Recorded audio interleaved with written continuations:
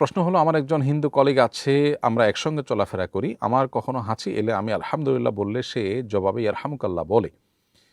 সে হাঁচি দিলে আমি ইয়ারহামুকাল্লাহ বলতে পারবো কিনা? প্রিয় দর্শক, আমাদেরকে ইসলাম সৌজন্যতা শিখিয়েছে। অন্য ধর্মাবলম্বীরাও যদি আমাদেরকে কোনো অভিবাদন জানায়, তাদেরকে সৌজন্যতা রক্ষা করে রিপ্লাই দেওয়ার শিক্ষা এবং তার প্রয়োজনীয় নির্দেশনা আমাদেরকে ইসলাম দিয়েছে। এক্ষেত্রে হাঁচির ক্ষেত্রে নবী সাল্লাল্লাহু আলাইহি ওয়াসাল্লামের সুস্পষ্ট একটি আদর্শ এবং আমল আমরা খুঁজে পাই, যেটি মুসনাদে আহমদে আবু বুরদা রাদিয়াল্লাহু তাআলা আনহু তার বাবার সূত্রে বর্ণনা করেছেন যে নবী করিম সাল্লাল্লাহু আলাইহি ওয়াসাল্লামের সময়ে ইয়াহুদিরা তার আশেপাশে থাকলে হাঁচি নবী সাল্লাল্লাহু আলাইহি ওয়াসাল্লামের কাছাকাছি এসে তারা দিত। তাদের উদ্দেশ্য হতো যে তারা হাঁচি দেওয়ার পর নবী সাল্লাল্লাহু আলাইহি ওয়াসাল্লাম যেন জবাবে তাদেরকে ইয়ারহামুকাল্লাহ বলে, অর্থাৎ তোমাদের প্রতি আল্লাহ রহম করুন, এইটা যেন তারা শুনতে পায়, নবী সাল্লাল্লাহু আলাইহি ওয়াসাল্লাম যেন এটা বলেন, এটার জন্য তাকে শুনিয়ে তারা হাঁচি দেওয়ার চেষ্টা করত।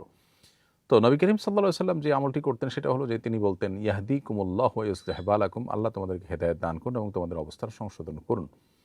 তো এই হাদিস থেকে আমরা জানলাম যে অমুসলিমরা কেউ যদি হাঁচি দেয় তাহলে সেক্ষেত্রে তার জবাবে আমরা ইয়াহদিকুমুল্লাহ ওয়া ইউসলিহু বালাকুম বলবো। এটাই হলো সুন্নাহ সম্মত। তাতে রিপ্লাই হলো, সৌজন্যতাও রক্ষা হলো এবং সুন্নাহর উপরে আমলও হয়ে গেল। এরপরে